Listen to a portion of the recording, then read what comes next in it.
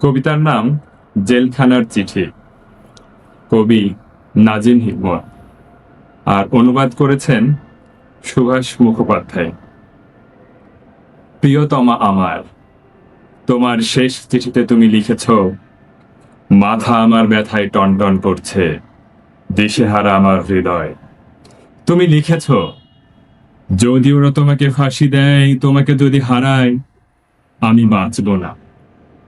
তুমি বেঁচে থাকবে প্রিয়তমা বধূ আমার, আমার স্মৃতি কালো ধোয়ার মতো হাওয়ায় মিলিয়ে যাবে। তুমি বেঁচে থাকবে, আমার হৃদয়ের রক্তকেশী ভরিয়ে। বিংশ শতাব্দীতে মানুষের শোকের আয়ু বড়জোর 1 বছর। মৃত্যু দড়ির এক প্রান্তে দোদুল্যমান শব্দেহ আমার কাম্য নয় সেই মৃত্যু। কিন্তু প্রিয়তমা আমার, তুমি জেনো, জল্লাদের লোমশ হাত যদি আমার গলায় ফাঁসির দড়ি পড়ায়, নাজিমের নীল চোখে ওরা বৃথাই খুঁজে ফিরবে ভয়। অন্তিম উষার অস্ফুট আলোয় আমি দেখবো আমার বন্ধুদের, তোমাকে দেখবো। আমার সঙ্গে কবরে যাবে শুধু আমার এক অসমাপ্ত গানের বেদনা। বধূ আমার, তুমি আমার কোমল প্রাণ মৌমাছি, চোখ তোমার মধুর চেয়েও মিষ্টি। কেন আমি তোমাকে লিখতে গেলাম, ওরা আমাকে ফাঁসি দিতে চায়। বিচার সবে মাত্র শুরু হয়েছে, আর মানুষের মুন্ডুটা তো বোটার ফুল নয়, ইচ্ছে করলেই ছিঁড়ে নেবে। ও নিয়ে ভেবো না, ওসব বহু দূরের ভাবনা। হাতে যদি টাকা থাকে, আমার জন্য কিনে পাঠিও গরম একটা পাজামা। পায়ে আমার বাত ধরেছে, ভুলে যেও না, স্বামী যার জেলখানায়, তার মনে যেন সব সময় ফুর্তি থাকে। বাতাস আসে বাতাস যায়, চেরির একই ডাল একই ছড়ে দুবার তোলে না।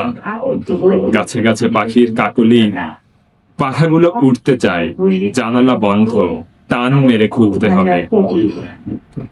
আমি তোমাকে চাই, তোমার মতো রমণীয় হোক জীবন, আমার বন্ধু, আমার প্রিয়তমার মতো। আমি জানি দুঃখের ডালি আজও উজাড় হয়নি, কিন্তু একদিন হবে। নতজানু হয়ে আমি চেয়ে আছি মাটির দিকে, উজ্জ্বল দিল ফুলের মঞ্জুরিত শাখার দিকে তাকিয়ে।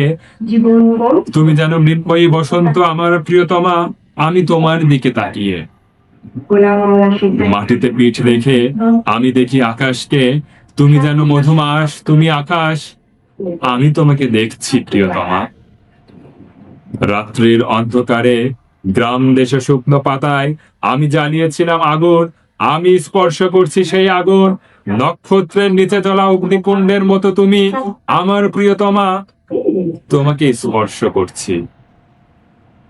আমি আছি মানুষের মাঝখানে, ভালোবাসি আমি মানুষকে, ভালোবাসি আন্দোলন, ভালোবাসি চিন্তা করতে। আমার সংগ্রামকে আমি ভালোবাসি। আমার সংগ্রামের অন্তঃস্থলে মানুষের আসনে আসীন তুমি প্রিয়তমা আমার, আমি তোমাকে ভালোবাসি। রাত এখন 9টা, ঘন্টা বেজে গেছে ঘুমটিতে। ছেলের দরজা তালা বন্ধ হবে এক্ষুনি। এবার জেলখানায় একটু বেশি দিন কাটলো, 8টা বছর। বেঁচে থাকার অনেক আশা প্রিয়তমা, তোমাকে ভালোবাসার মতোই একাগ্র বেঁচে থাকা। কি মধুর, কি আশায় রঙিন তোমার স্মৃতি, কিন্তু আর আমি তুষ্ট নয় আশায়। আমি আর শুনতে চাই না গান, আমি আমার নিজের গান এবার গাইব। আমাদের ছেলেটা বিছানায় শয্যাগত, বাগদার জেলখানায়। তোমার ভারাক্রান্ত মাথাটা ক্লান্ত হাতের উপর এলানো। আমরা আর আমাদের পৃথিবী একই সূচাগ্রে দাঁড়িয়ে। দুঃসময় থেকে সুসময়ে মানুষ পৌঁছে দেবে মানুষকে, আমাদের ছেলেটা নিরাময় হয়ে উঠবে, বাহতার খালাস পাবে জেল থেকে। তোমার সোনালী চোখে উপচে পড়বে হাসি। আমার আর আমাদের এই পৃথিবী একই সূচাগ্রে দাঁড়িয়ে। যে সমুদ্র সব থেকে সুন্দর তা আজও আমরা দেখিনি, সব থেকে সুন্দর শিশু আজও বেড়ে ওঠেনি। আমাদের সব থেকে সুন্দর দিনগুলো আজও আমরা পাইনি। মধুরতম যে কথা আমি বলতে চাই সে কথা আজও আমি বলিনি।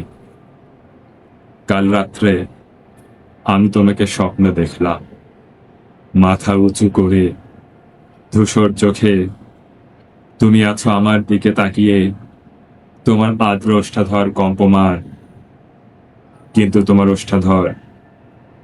তোমার কণ্ঠস্বর শুনতে পেলাম না। কৃষ্ণপক্ষ রাত্রে কোথাও আনন্দ সংবাদের মতো ঘড়ির টিকটিক আওয়াজ, বাতাসে গুনগুন করছে মহাকার। আমার ক্যানারির লাল খাঁচায় গানের একটি গলি, লাঙল চষা বইতে মাটির বুক ফুরে উদ্গত অঙ্কুরের দুরন্ত কলরব, আর এক মহিমান্বিত জনতার বজ্রকণ্ঠে উচ্চারিত ন্যায্য অধিকার। তোমার আদ্র অষ্টধর কম্পমান, কিন্তু তোমার কণ্ঠস্বর শুনতে পেলাম না। অভিশাপ ভেঙে আশা ভঙ্গে অভিশাপ নিয়ে জেগে উঠলাম, ঘুমিয়ে পড়েছিলাম বইতে মুখ রেখে। অতগুলো কণ্ঠস্বরের মধ্যে তোমার স্বরও কি আমি শুনতে পাইনি?